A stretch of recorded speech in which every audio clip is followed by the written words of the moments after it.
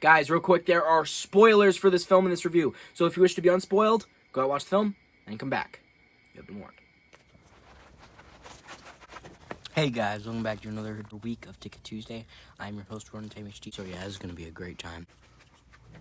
Hey guys, welcome back to an episode of Ticket Tuesday. I'm HD, and this week we watched Maxxxine, the new Ty West film starring Mia Goth.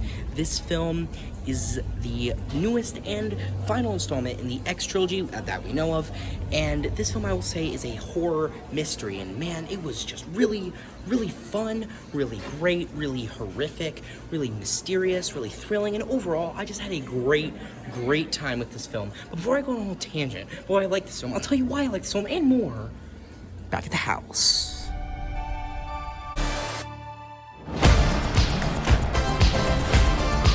Name 5 celebrities who got their start in horror movies. Jamie Lee Curtis, John Travolta, Demi Moore, Brooke Shields, and Maxxxine fucking Minx.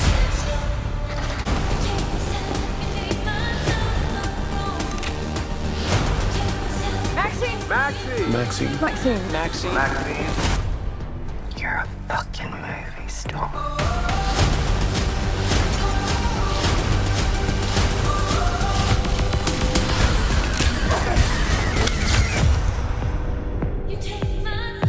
Hey guys, and welcome back to another episode of Ticket Tuesday. I'm HD, and this week we watched Maxxxine, the new Ty West film starring Mia Goth and also featuring Kevin Bacon and Giancarlo Esposito. This is the third installment in the X trilogy, or the X franchise trilogy, whatever you want to call it. This film is a horror murder mystery, thriller with kind of giallo-esque elements. And if you're not familiar or heard of giallo, those films are, it's not exactly a giallo, but it has elements of a giallo. It's a murder mystery. They don't show the villain to the very last act. There's, the gloves. They don't show the killer until the very end. The killer has gloves, and they're, really mysterious, and there's a big mystique around the killer. And usually there's, a big, massive twist.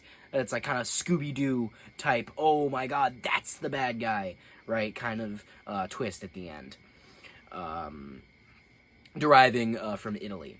But anyway, this film, I thought was a great way to cap off the X trilogy, although there are rumors, not rumors, Ty West has actually come out saying that he is making a fourth movie in this franchise, and that he's trying to get it well into production.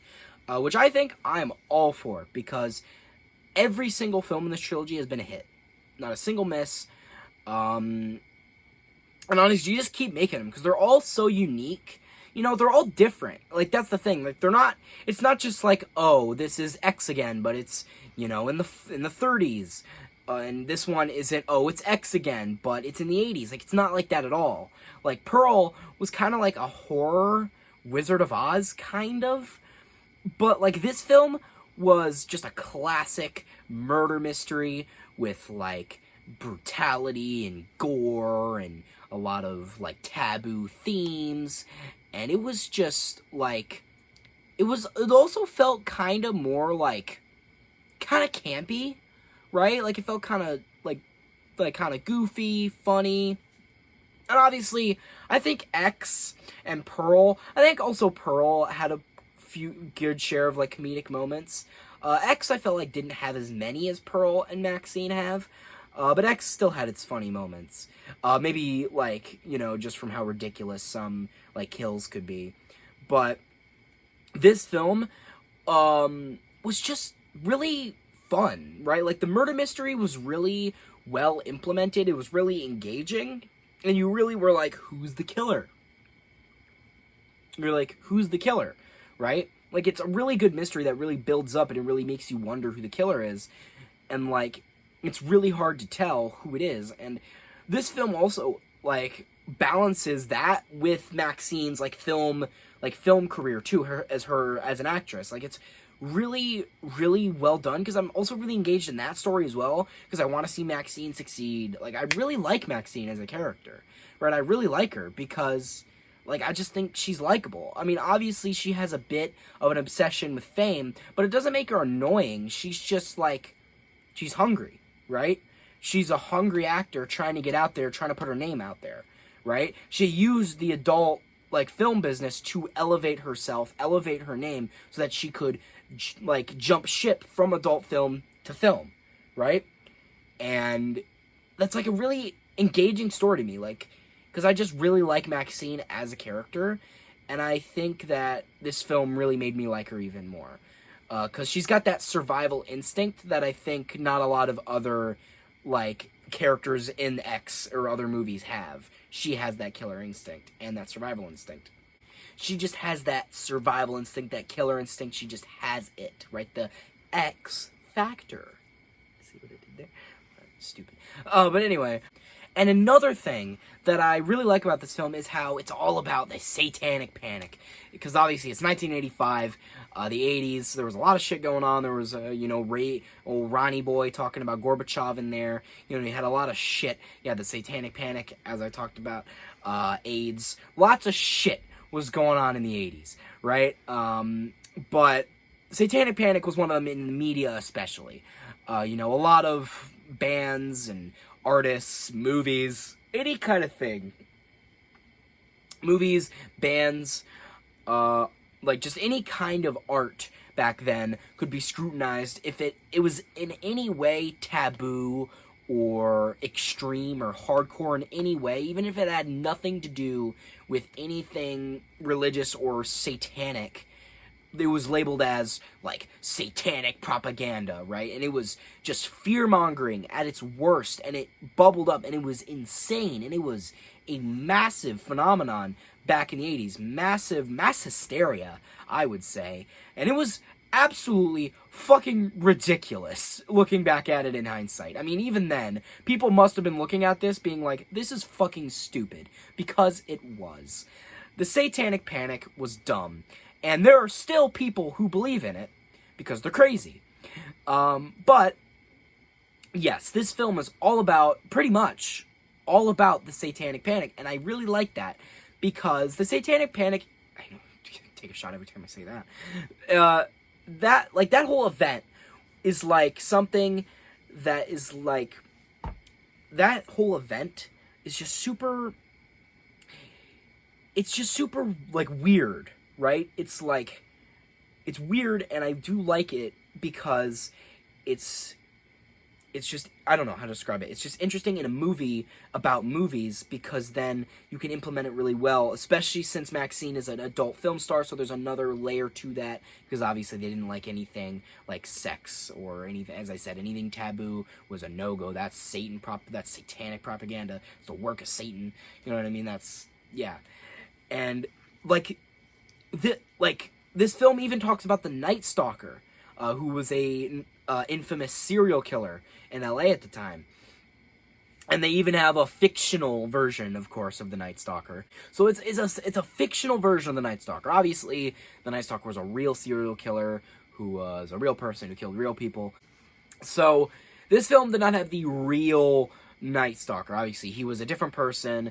But in this film, it's kind of like a copycat Night Stalker, and it's actually Maxxine's father, who was in the tapes in the first movie, all the way back in X, which is really cool, because it makes me think, did they really, like, plan this out, or they're just like, hey, who should be the twist villain? And they're like, hey, the dad that was in the tape in the first movie, let's do it. And I like it, because it makes a lot of sense. Because, like, he's, like, a big contributing factor to the satanic panic. Like, the whole time, you're, like, tricked to believe that the killer, the Night Stalker copycat, is, like, a Satan worshiper, right? And he's killing people as, like, sacrifices to Satan. But he's just trying to make it look like that, right? Because he's actually trying to expose how much of a cult Hollywood is and how much they harm other people by creating a cult and killing people. Perfect. Perfect way to describe that Hollywood is a cult, with a cult. But, yeah. And he tries to, like, sacrifice Maxxine in this, like, big... Well, at first he tries to give her an exorcism, because he thinks she's possessed, because she's an adult film star. And then he tries to sacrifice her, tries to kill her, and then, like, brand her with, like, a pentagram. And then he tries to brand her with a pentagram, and then in come the police. And they come in, they save the day, they shoot a lot of the cultists.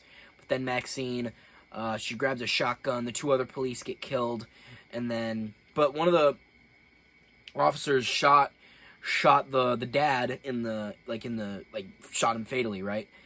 And then Maxxine, like, they have a conversation, and then it cuts to, cuts to where Maxxine is, like, at the red carpet premiere of her movie, and she's, like, getting interviewed about it. It's like, how does it feel to, like, take down the Night Stalker? And, like, they were, like, doing interviews. And then she goes, something my dad always said. And then it cuts back to when she was with her dad on the floor, on the ground. And they, like, talk to each other, and then she shoots him in the face with a shotgun after they have a little exchange of words, and boom, his head explodes and blood goes everywhere, and it was great. Probably the goriest thing in the movie. And it looked great. It looked great. But, and then the movie ends with her on a movie set, making a movie, right? She's the star of a new movie that they're making. And it's just, like, really cool. You know, it's just really cool. And I really like it because, like, I always love movies about movies, and I just think this movie was really engaging. It was really fun. It was funny. And it was just really just a good time and entertaining, right? So honestly, if you're a fan of Pearl X, you should absolutely go out and watch this film. And even if you're just, like, a fan of, you know, giallo films, I think you could get a kick out of this one. If you're a fan of murder mysteries, if you're a fan of thrillers, horror films, you could get an absolute kick out of this film. And, yeah, absolutely recommend it. And, yeah, I think I'd rate it an 8 out of 10. Very much enjoyed it. And, yeah, I think I'm saying to say. I think I'm saying peace. So, guys, hope you like this video. Share with friends, subscribe, turn notifications on, comment below how much you liked it. But you guys know how it goes. I already said what I really meant to say. If you guys hated this video, unsubscribe, doesn't come shame me in the comments. And I've been running Time HD. And I've been running Time HD off to solve a mystery. A murder mystery.